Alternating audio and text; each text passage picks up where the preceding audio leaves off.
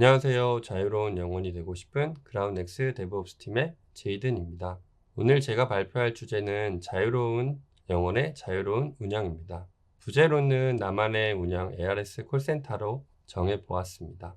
오늘 발표 순서는 제가 발표하게 된 배경 설명, 그리고 ARS 콜센터를 만들 때 사용했던 AWS 커넥트라는 서비스를 간단히 소개하고, 나만의 ARS 콜센터 서비스를 구축하는 방법, 실제 구축되는 내용을 보여드리고, 향후에 어떤 서비스를 만들 수 있을지, 또한 어떻게 하면 좀 더 자유롭게 운영을 할 수 있을까라는 내용을 이야기해 보려고 합니다. 그럼 제가 왜, 그리고 어떻게 발표를 하게 되었는지부터 설명드리도록 하겠습니다. 데브옵스 팀의 역할은 회사마다 조금씩은 다르겠지만, 여기 적혀 있는 것처럼 인프라 관리, 빌드 배포, 모니터링 설정 및 관리, 그리고 툴 관리 등이 있습니다.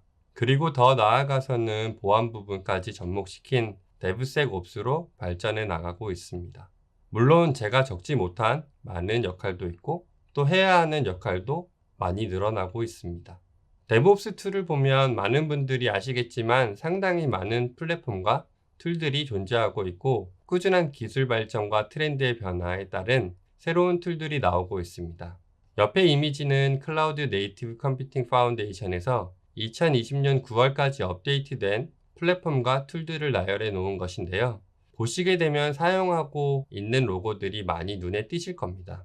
아마 보신 분들도 많이 계시겠지만 데브옵스 툴을 원소표로 나열해낸 모습인데요. 못 보신 분들이 있을 것 같아서 첨부해 놓았습니다. 저희 그라운드 X에서도 많은 데브옵스 툴을 사용 중입니다. 이번 리프 카카오 발표 중에 DevOps at Ground X, 인프라도 코드처럼 이라는 세션을 들으시면 그라운드 X에서 어떻게 인프라를 자동화해서 배포하는지 보실 수 있습니다. 앞서 말씀드린 것처럼 DevOps의 역할과 툴들은 계속 늘어나고, DevOps 엔지니어는 그것을 따라가기 위해 꾸준히 공부해야 하는데요. 그러기 위해서는 여기 나와 있는 3개의 부분의 자동화가 필요하다고 생각이 됩니다. 젠킨스와 서클CI 같은 CI/CD 툴들이 빌드의 자동화를 만들어냈고요. 테라폼, 앤시블, 큐베닛 같은 오케스트레이션 툴들이 인프라와 컨피그레이션의 자동화를 이루었다고 할 수 있을 것 같습니다. 하지만 운영의 자동화는 다른 부분에 비해 아직 완벽하게 이루었다 하기 어려울 것 같은데요. 물론 뉴릴릭이나 프로메테우스 모니터링 툴들은 진화를 하고 운영에 대한 대응 자동화를 많이 하고 계시긴 하지만, 운영상의 장애라는 것이 완벽한 자동화를 만들기는 힘든 것 같습니다. 그 이유는 아마도 장애는 종류가 매우 다양하고, 때로는 간헐적으로 발생하고 예측하기가 어렵습니다. 또한 해결책도 다양하고, 그래서 때로는 사람의 결정이 필요할 때가 있습니다. 저희 클레이튼 메인 체인인 사이프레스가 릴리즈가 된 지 어느덧 1년 반 정도가 되었는데요. 올해 3월 29일 블락합의 지연으로 인해 첫 번째 장애가 발생하였고, 약 10시간 만에 복구가 되었습니다. 사실 저희가 문제를 파악하고 해결책을 찾는 데 걸린 시간은 장애 시간에 얼마 걸리지 않았습니다. 하지만 클레이튼은 퍼블릭 블록체인으로서 그라운드 X만 클레이튼 노드를 운영하는 것은 아니고, 여기 있는 다양한 나라에 있는 다양한 회사들이 클레이튼 가버넌스 카운실로서 코어셀 노드를 함께 운영하고 계셔서 장애 전파 및 해결을 하는데 시간이 좀 더 소요되었습니다. 그래서 저희는 어떻게 하면 장애를 빨리 전파할 수 있을지를 고민하다가 AWS 커넥트를 사용하게 되었습니다. 그럼 AWS 커넥트는 무엇이고, 왜, 그리고 어떻게 제가 AWS 커넥트라는 서비스를 사용하였는지 말씀드리도록 하겠습니다.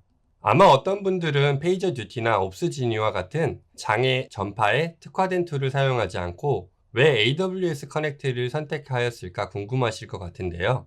첫 번째는 사용한 만큼 내는 가격 정책이었고, 두 번째는 AWS 폴리 서비스를 이용해서 다양한 언어를 사용할 수 있었기 때문입니다. 그럼 AWS 커넥트 사용 방법을 잠시 보여드리도록 하겠습니다.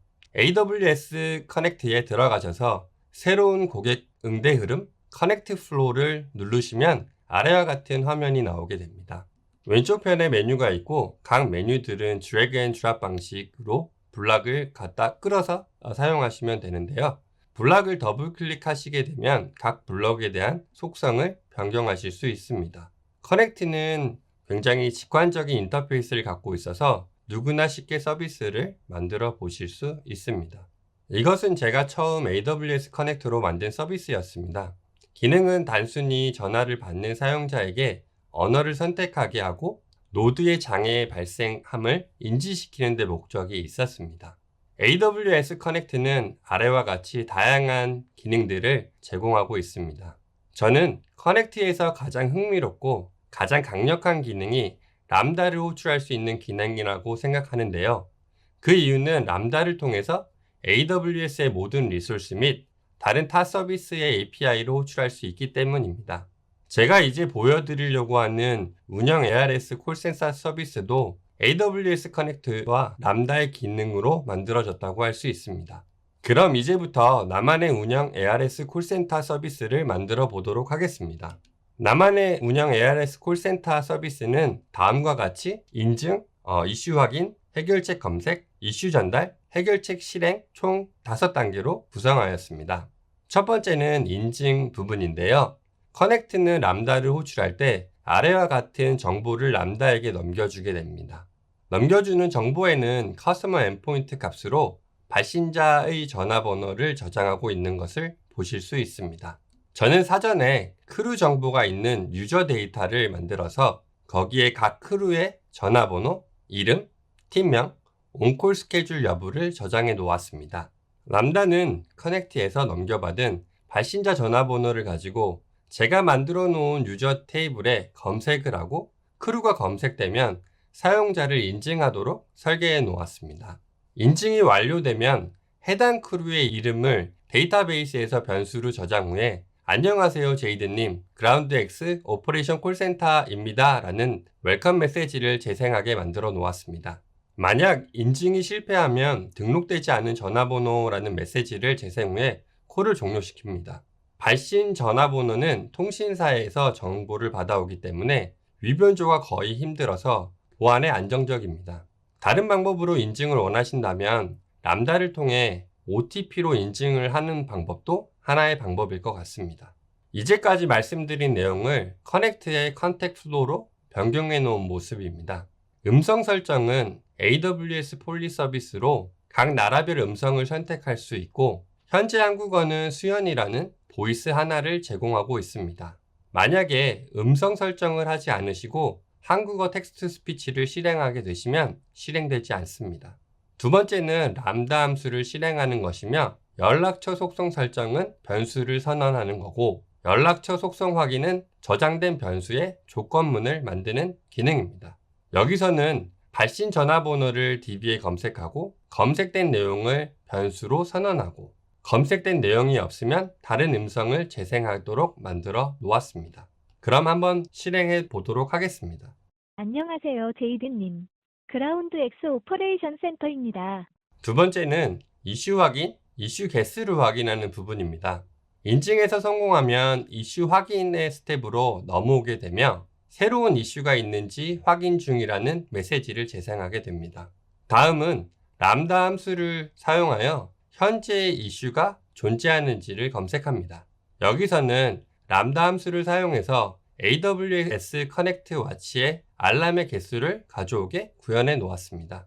람다 함수가 현재 오픈되어 있는 알람의 개수를 넘겨주면 알람의 개수가 0보다 클 경우에 현재 n개의 이슈가 확인되었습니다 라는 메시지를 재생 후 다음 단계로 넘어가고 알람의 개수가 0개인 경우에는 현재 발견된 이슈가 없습니다 라는 메시지를 재생 후에 콜을 종료시킵니다. 말씀드린 부분을 컨택 플로우로 변경해 놓은 모습입니다. 한번 실행해 보도록 하겠습니다. 새로운 이슈가 있는지 확인 중입니다. 현재 1개의 이슈가 확인되었습니다.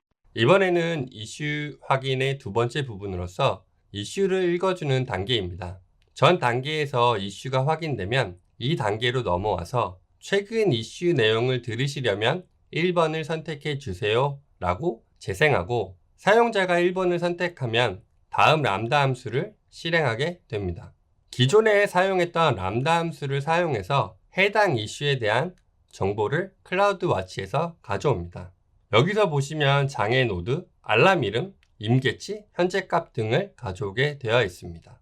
가져온 알람의 정보를 사용해서 아래와 같은 메시지를 재생하게 설정해 놓았습니다. 말씀드린 내용을 커넥트로 변경해 놓은 모습입니다. 한번 실행해 보도록 하겠습니다. 최근 이슈 내용을 들으시려면 1번을 선택해 주세요. 클립 백핸드 P에서 메모리 유틸리제이션 값이 임계치 초과하였습니다. 다음은 해결책 검색과 해결책 실행하는 부분입니다. 일단 해결책 검색이 시작되면 선택한 이슈에 대한 해결책을 검색합니다 라고 재생 후에 람다 함수를 호출합니다. 저는 솔루션이라는 데이터 테이블을 만들어서 그 안에 리소스 타입, 모니터링 타입, 해결책 등을 저장해 놓았습니다. 그리고 람다 함수를 통해 클라우드 와치에서 저장해 놓은 이슈 정보로 해결책을 검색하도록 설정해 놓았습니다. 그리고 데이터베이스에서 검색된 실행 가능한 해결책 중에 원하는 것을 선택하도록 만들어 놓았습니다. 여기서 보시면 1번을 눌렀을 경우에는 가장 큰 메모리를 삭제하고 2번을 눌렀을 경우에는 인스턴스를 재시작하며 3번을 눌렀을 경우에는 인스턴스 확장을 하도록 구성해 놓았습니다. 해결책들은 AWS 시스템 매니저 다큐멘트 또는 람다의 AWS CLI로 저장되어 있습니다. 여기 람다 함수는 해당 해결책을 실행하도록 구현해 놓았습니다.